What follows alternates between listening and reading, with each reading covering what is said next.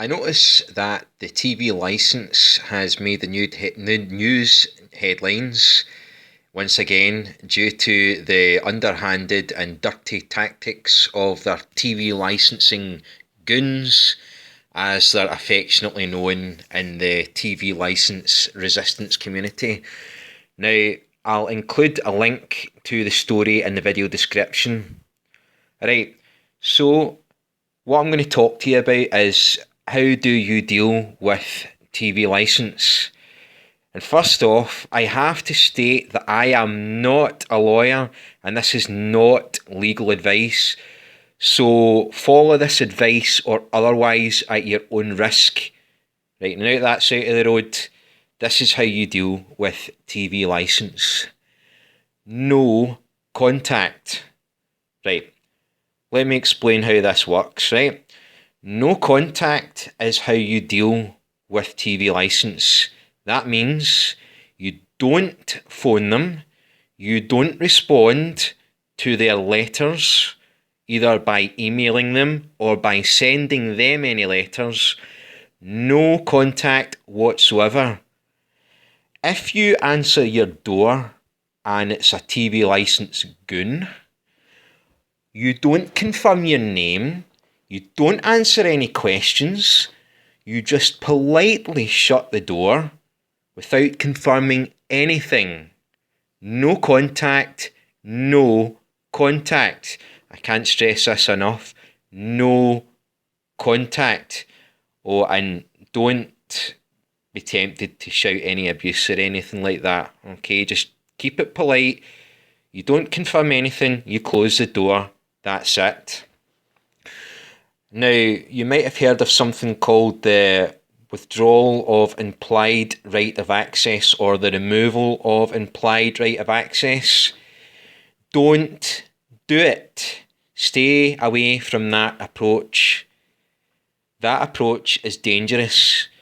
My advice would be, seriously, do not issue a WOIRA or a removal of implied right of access against TV licence, because it will either not work or, more seriously, it will land you in deep shit. So stay away from this approach.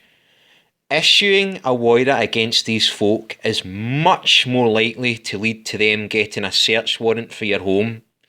And at that point, you've lost the game. Because it's highly likely that the TV licence goons that turn up with a search warrant at your door will turn up with the police. There's usually 2 police officers, or there might only be 1, but regardless.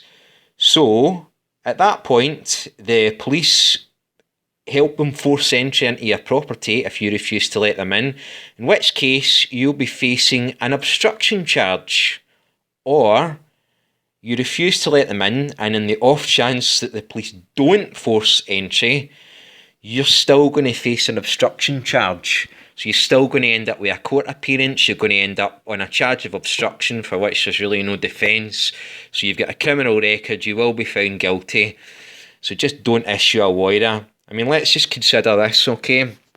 Right, if there's, say, 1,000 people that decide not to pay their TV licence and they go through the no contact method, the TV licence people don't know whether there's anybody at that address or not, okay?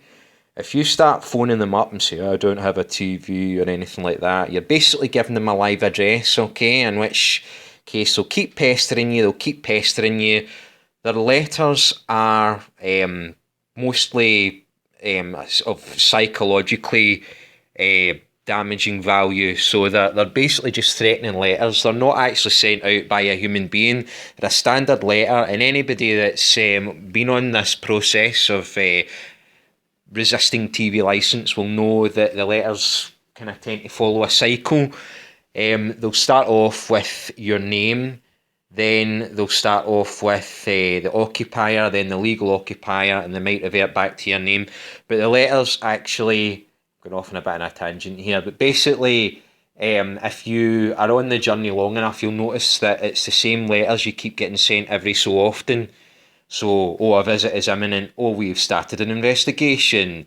A TV licensed person will be round in such and such a date. They don't show up. It's basically, and it goes round the loop, round the loop. Okay, So all you need to do is just bin the letters, okay? Don't have anything to do with these people, okay? Please, my advice, stay away from the WOIRA route, okay?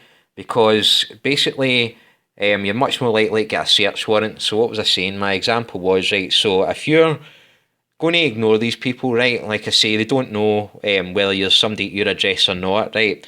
But only a small percentage of people will actually bother their backside to issue a WOIRA anyway. And there's one other thing, right? So if you issue a WOIRA and a guy turns up at your door, you've basically pissed in the wind because they've just ignored it, and you ain't going to sue them. Let's be honest about it. You're not going to fucking sue them. You're going to get laughed right out of court. You won't even get to court, do you know what I mean? You're not going to be able to sue them. So if somebody turns up when you've issued a WOIRA, you've basically fucking wasted your time.